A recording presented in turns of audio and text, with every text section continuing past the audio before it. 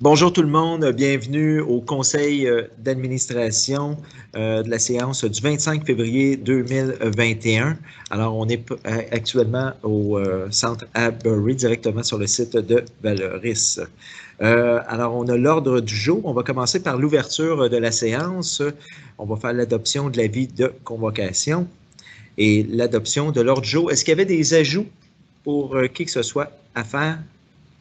Non? Parfait. Alors, on va passer au procès verbal. Alors, l'adoption, c'est celui du point 4.11, lecture et adoption du procès verbal du conseil d'administration du 28 janvier 2021.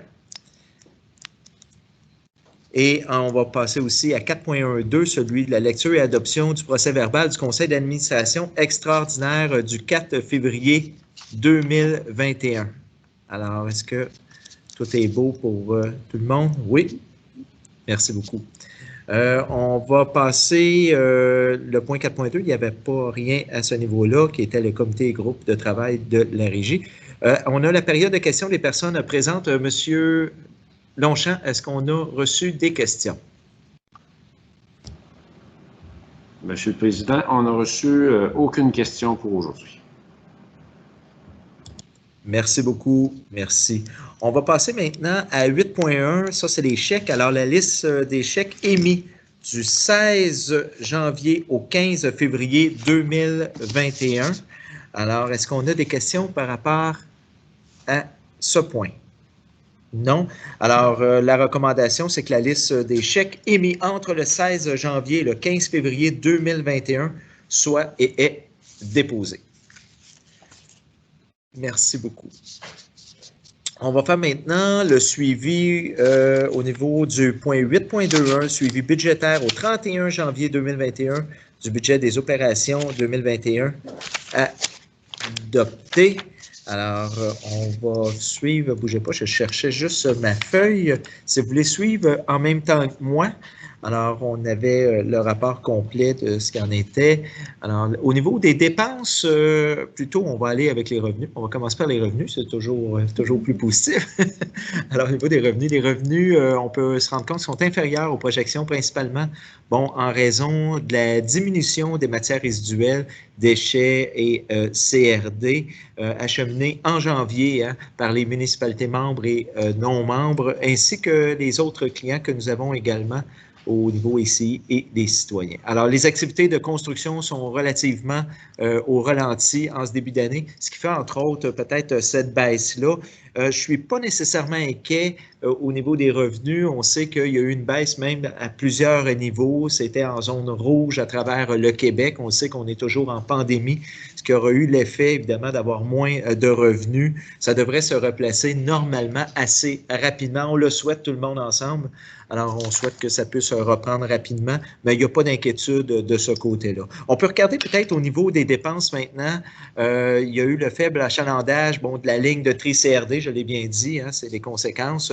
Alors, la régie peut réaliser des travaux d'amélioration de certains équipements du procédé, qui étaient prévus d'ailleurs dans sa planification, sans nuire évidemment à ses clientèles desservies.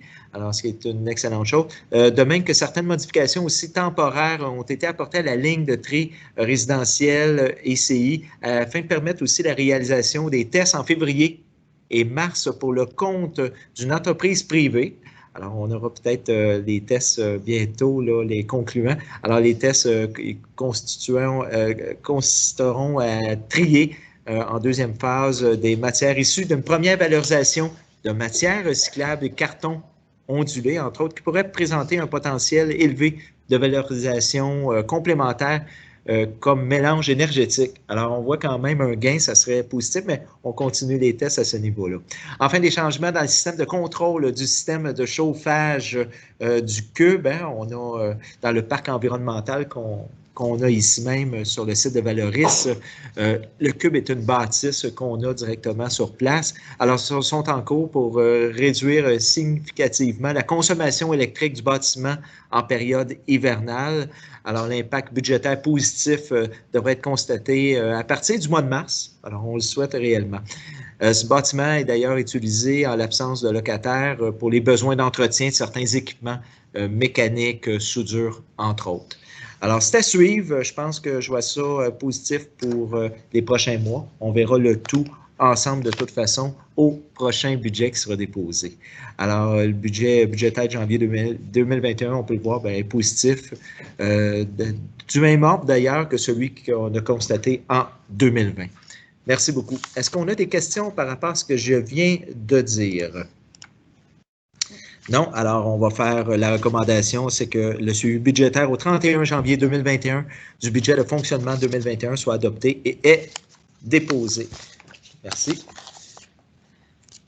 On va passer maintenant à la liste à 8.3.1, la liste des contrats comportant une dépense de 25 000 et plus adjugée par Valoris. Est-ce que j'ai des questions sur ce point?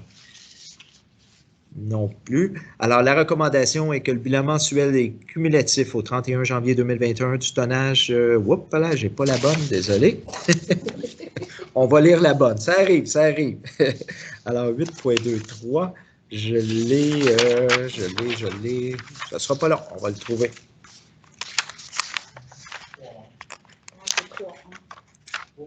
C'est 8.3.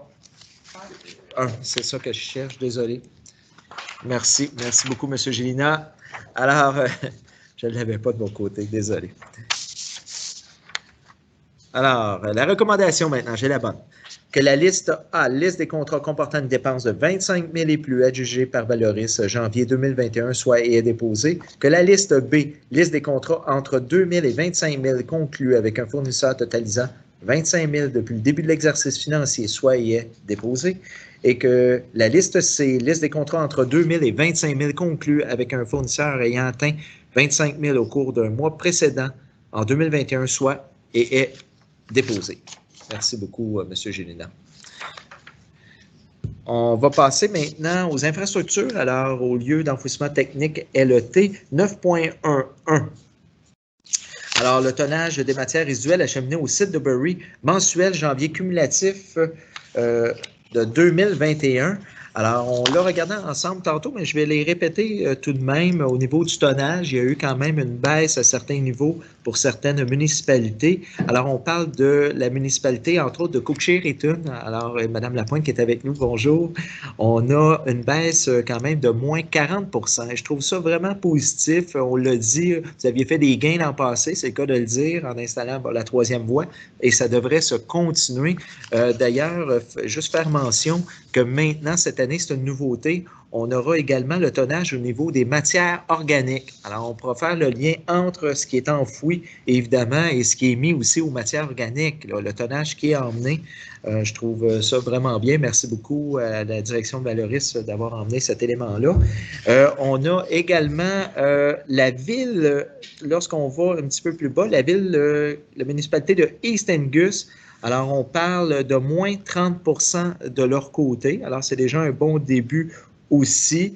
On a ensuite de ça dans les villes immédiates qu'on a, là, je cherche Ascot Corner, qu'on a eu, bon, une augmentation, mais c'est parce qu'on a eu toutefois une collecte de plus. Et ça, c'est important à mentionner.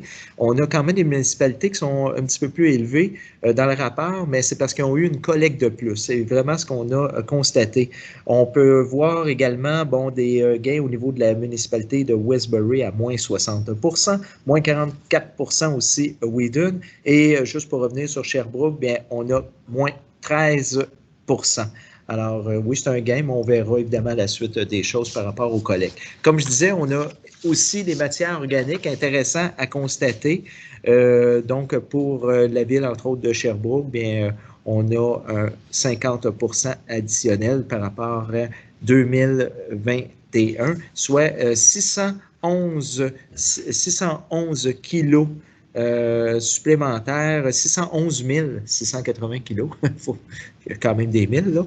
Alors, évidemment, on parle, ça fait toute une différence. Alors, on le parle en tonnes métriques toujours, mais il y a quand même un gain de ce côté-là. Bon, ça veut dire que les gens prennent plus soin de mettre leur matière organique dans le bon bac, bon geste, je continue de le dire. Et on a d'autres municipalités également qui ont eu des gains à ce niveau-là. Donc, soit aussi la municipalité de Ascot Corner. Alors, on le voit très, très bien. Et du côté de Cochère-et-Tune, c'est nouveau. Alors, on pourra faire la comparaison.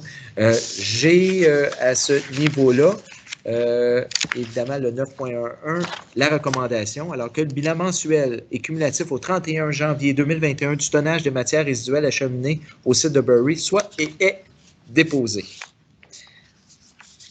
On n'avait pas de questions de ce côté-là. Parfait. On va aller maintenant à 9.3.1, c'est la gestion des eaux de l'exfoliation. Alors, à 9.3.1, on a la gestion des boues des étangs aérés, système de traitement des eaux et l'exfoliation du LET. On a demandé une demande d'autorisation au ministère de l'Environnement à ce niveau-là. Alors, c'est pour tout simplement la gestion des eaux, qu'on puisse retourner les boues directement sur notre site ou par-dessus le site d'enfouissement tout simplement. Alors, ça demandait une demande d'autorisation au ministère que j'ai ici même. Alors, on va aller lire la recommandation. Alors, il est attendu que la Régie intermunicipale du Centre de valorisation des matières résiduelles du Haut-Saint-François et de Sherbrooke doit périodiquement faire vidanger les boues accumulées de ces étangs aérés dans son système de traitement des eaux de lessiviation généré par le lieu d'enfouissement technique. Alors, il est entendu que le nouveau système adapté de traitement du lixivia provenant du lieu d'enfouissement technique actuel, c'est-à-dire plus l'agrandissement projeté, exigera un équipement de déshydratation complet à cette fin. Il est entendu aussi que les dépenses en capital et opérationnel qui en découlaient seraient importantes par rapport à ceux associés à la disposition des boues liquides d'épuration directement dans la zone d'enfouissement des déchets en opération sur le lieu d'enfouissement technique. Il est entendu qu'il est pertinent de procéder à une demande de gestion des boues liquides par disposition sur le front de déchets de son lieu d'enfouissement technique auprès du ministère de l'Environnement. Et il est résolu d'autoriser le directeur du site, M. Alain Berroir, à signer et à procéder pour et au nom de la Régie au dépôt de la demande d'autorisation ministérielle auprès du MEL-LCC. Et c'est tout simplement l'approbation. Alors, est-ce que tout le monde... Parfait. Pas de questions par rapport à ça. Il n'y a pas, évidemment, ce qu'on demande aux gens, c'est de continuer à faire le bon bac, bon geste. On le voit qu'il y aura des répercussions positives et on l'espère qu'on aura des augmentations de ce côté-là, dans notre bac surtout d'organique, hein, et non pas dans le bac à déchets. Alors qu'on puisse bien trier, je pense que tout le monde est d'accord sur ce point-là.